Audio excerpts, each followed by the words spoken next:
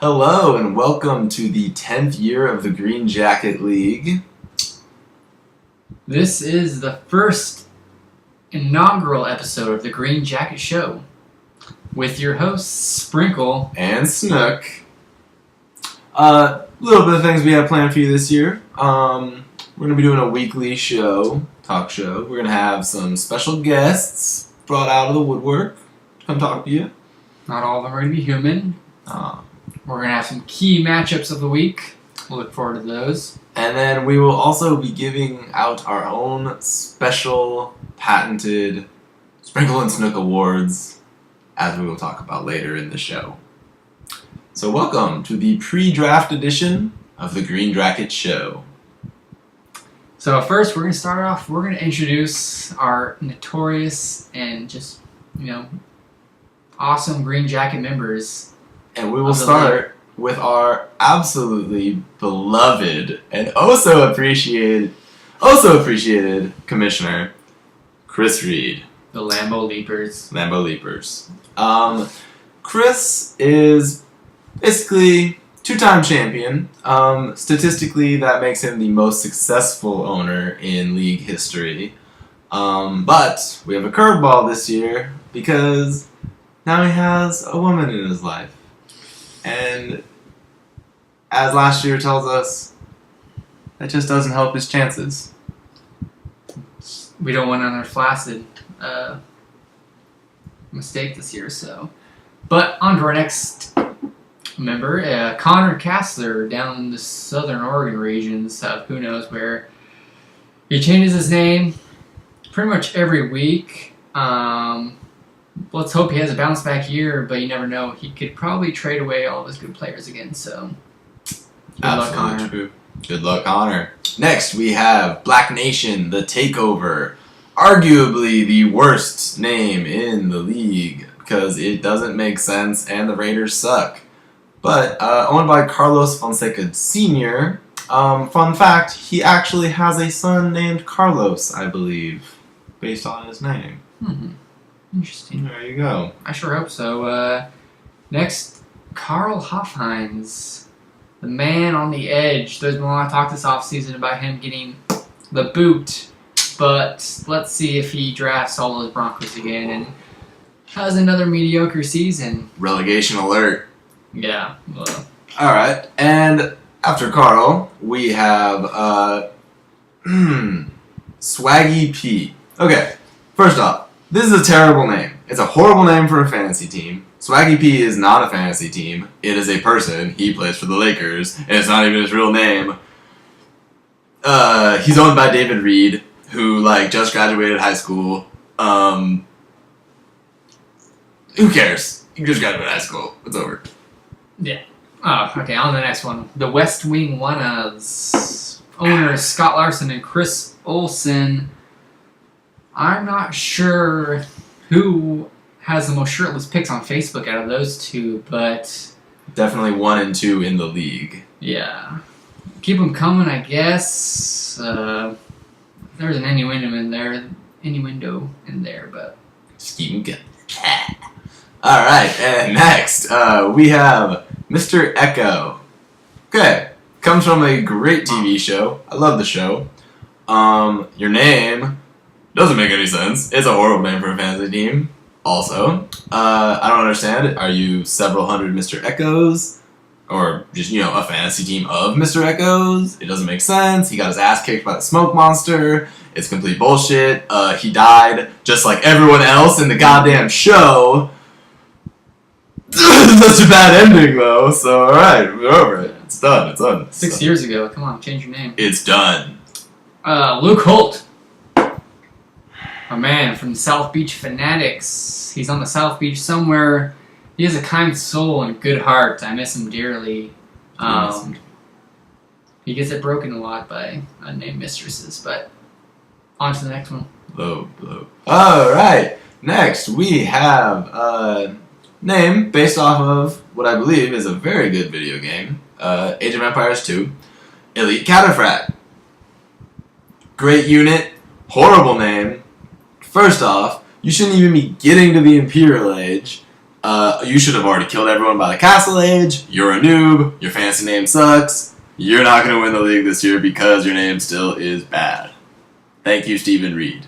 Thank you. Another Reed. On the next, Daniel Wynn of the Portland Hipsters. You know, good name, but I'm pretty sure he got in on charity votes due to Chris Reed being the only one to know him. You know, because Chris's ex got kicked out of the league, so Daniel Wynn, you're in. Let's hope he can bump up his rankings this year, though. That was uncomfortable. All right. Awkward. After that, we have arguably one of the most successful members in league history, Ron Cornelison. Ridley me this. Honestly, it's another crappy name. Stephen Ridley is an irrelevant player. It's a great fumble. It's a great name for any other fantasy league, but come on, we take this shit seriously. If you were like LaDainian Tomlinson is God, that's a great name. Yeah. But you're not. Your name sucks. Pick a better name. You're really good at fantasy football. Ron. Used to be Corvallis Epics. Oh yeah, it was. That's a good. Guess he moved. Good little quip. On to Drew Larson, the most racist name out of the league. Not sure because he's in a very white town, but he actually is the least homosexual and the least heterosexual out of all the league members. So, Drew Larson, you're non-sexual. That's impressive. Non-sexual this year. The least threatening human being in the world. Yes. Congratulations. Next, we have the, Augusta True Chains, featuring our very own Nick O'Day. He used to be the Hustlin' Owls. That was a better name. I was pretty excited about True Chains when he first came up with it, but it's gotten pretty old. I mean, it's okay. Nick, you seem alright. You're nice. Alright, I'm not going to complain about him. Yeah. Nick, kudos to you. Kudos to you. Alright, and next we have... I know I've said this already in this whole rundown, but the worst name in the league, the dude who catches fish. That's not a team name, that's stupid, and you should stop naming your teams shit like that. Owned by Kyle Larson. There's no fish in China. No fish in China. Second to last, but not least, the recently located Mississippi Avenue Splitters. Thank you. Our current location, by the way. Home field If you advantage. find us, we will kill you. Knuckles. But Sprinkle this year doesn't have a Green Jacket League under his belt or on his shoulders, however you say it. But he does have the most relationships destroyed. Yeah. Keep your girlfriends close. Alright, and then the asshole to the right of me, which in the video appears to be the left, is Brandon Snook, the owner of the, wherever the hell he's at now, Wookiees. I'm in Selwood now. Good for him. Yes. He consistently makes the playoffs and yet consistently disappoints himself because no one else is rooting for him because he does nothing but complain all year long about things that are totally legal within the league. So, Brandon Snook, ladies and gentlemen. Good guy. I'll be here all year. Alright, and now you got a little introduction to the whole league. I hope at least one of you was offended. Next, we got a couple predictions for this year's draft. So, starting off, we're going to go who we believe will have the best draft of 2014. Brandon? I'm going with Luke Holt, best draft. He usually has a pretty good draft. This year, hopefully, he sticks with his draft choices and doesn't trade them off to every other team in the league. That's for sure. He likes doing Thanks that. for the no, Sean. My best draft award will go to the person in the league that I have the biggest crush on, according to this video, based off what I've said already. Ron Cornelison. Very competitive, usually drafts well. You got it. Good work, Ron. You're good at this. And next award is going to go to the worst draft that we were predicting. Based off of mostly nothing. Our knowledge. Our knowledge.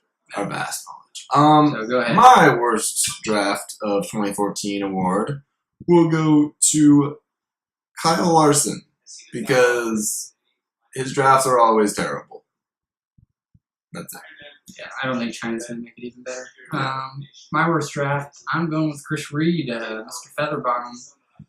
I think both his computers are going to fail in a thunderstorm. And B, some female entity is going to interrupt his draft. And things are going to get flaccid. So it'll be just like the end of last season. He just won't be present for the whole year, I guess, this year. Yeah. Interesting. Oh, shots fired. All right. My special award this season is going to be brought to you by this cactus, the biggest prick of the league. That's the big prick. So this biggest prick of the off season, besides us two probably, is going to go to Stephen Reed. Okay. Just never apologize over Facebook Messenger. It's just a prick move. Yeah. You apologize. What was that today? This is the GGL. We get serious here, so we don't apologize. This is a great school. We don't negotiate terms. All right. So up next, we have our Rosie O'Donnell Lumpy Lighthouse Award. Will be awarded once a week. It is the special award just for the minor leagues, which don't have a name because no one ever responded to the names that we suggested. So until further notice, they are called the Blue Denim Jacket League. And whatever the hell I said. Yeah. All right. So this week, it goes to the entire minor leagues. Just to remind all of us that you are irrelevant. And mediocre. And also mediocre and kind of lumpy. All right. Up next, we have my very own special award each week. It is the NFC South Award, which means it is changing week to week based on who I believe I want to mention. So the NFC South Award this week goes to the team I predict to draft the most Denver Broncos for absolutely no reason. Carl Hoffines, you gotta mention, we talked about you. Carl Hoffines, you win the NFC South Award this week. Good job. The soon-to-be illustrious award for the Green Jacket Show will be the Prost and Pissa Award. Prost and Pissa! Each week we'll do a cheers and jeers kind of scenario, but we'll do the Prost and Pissa. So for this week, the Prost goes to Christopher Reed for finally getting that blood flowing and, starting the season off to a bang after a pretty flaccid end of the season, which we mentioned a lot. Very flaccid. We're a little bitter. I think his new lady is getting things going, so he's on the ball. So Prost. Prost to Chris Reed. And up next, we have the Pissa, which basically is what it sounds like. It's someone who pissed away the week, and it's basically the worst performance or the least illustrious performance, if you will, of the week. And the very first Pissa we are proud to give to Connor Kassler for scheduling his family vacation the day of the draft. So Connor, piss off. Piss off.